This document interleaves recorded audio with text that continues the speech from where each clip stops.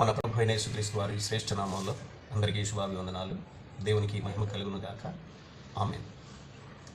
ప్రియ దైవజనాంగమా, మనము ఈస్టర్ దినాల్లో ఉన్నాము. ఈ దినాలలో సిలువ గురించిన ధ్యానాలు ఎక్కువగా జరుగుతూ ఉంటాయి. ప్రపంచవ్యాప్తంగా కూడా సిలువను గురించినటువంటి ప్రసంగాలు ఎక్కువగా మనము ఈ దినాలలో వింటూ ఉంటాం.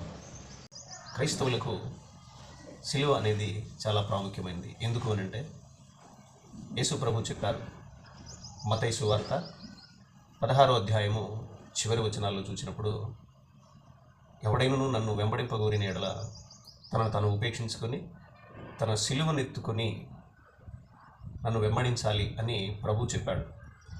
కనుక క్రైస్తవ జీవితంలో సిలువ అనేది ఒక ప్రాముఖ్యమైనటువంటి విషయం. సిలువ శ్రమలను గుర్తు చేస్తుంది, అదే విధముగా మరణాన్ని కూడా గుర్తు చేస్తుంది. హింసలు, నిందలు, అవమానాలు, హేళనలు సమాజంలో నుంచి కానీ కుటుంబాల్లో నుంచి కానీ ఇలాంటి పరిస్థితులు ఎదురవుతూ ఉంటాయి.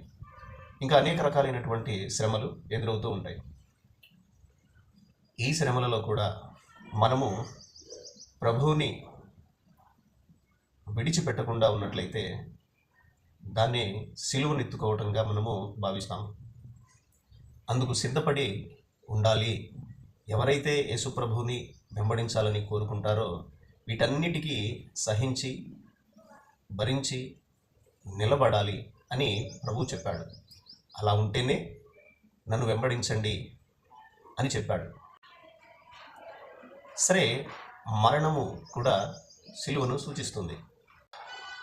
మానవునికి దేవునికి మధ్యలో ఒక ఎడబాటు అనేది ఉంది.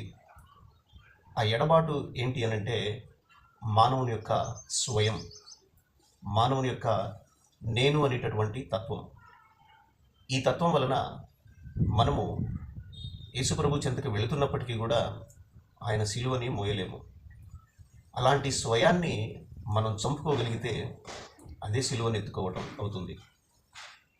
ఇలా అనేక విషయాలలో మన స్వయాన్ని మనము చంపేసుకోవాలి.